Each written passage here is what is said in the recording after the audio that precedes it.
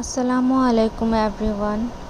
Recently আমি কিছু product purchase করেছি, তো কি কিনলাম সেটা আপনাদের সাথে শেয়ার করব। ফার্স্টে যেটা দেখাচ্ছি এটা একটা লুজ পাউডার। এটা হলো সাসি অ্যাকনে সোল লুজ পাউডার। এই লুজ পাউডারটাতে স্কিন কেয়ার প্রপার্টিজ দেওয়া আছে, যেমন স্যালিসিলিক অ্যাসিড, যেটা অ্যাকনের জন্য অনেক ভালো।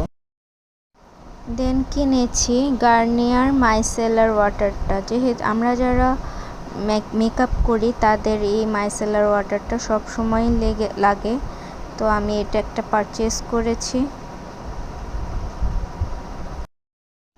দেন রাউন্ড কটন প্যাডগুলো কিনেছি মেকআপ রিমুভের জন্য, টোনার ইউজের জন্য এই প্যাডগুলো খুবই কাজে লাগে।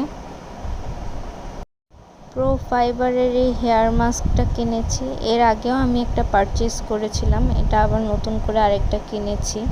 এটা খুবই ভালো, আমার কাছে খুব ভালো লেগেছে, তাই এটা আরেকবার পারচেজ করলাম। দেন কিনেছি আনোয়া হার্টলিফ ক্লিনজিং অয়েলের 20 ml এর ছোটো বোতলটা। এটা এখনকার খুবই ভাইরাল একটা প্রোডাক্ট।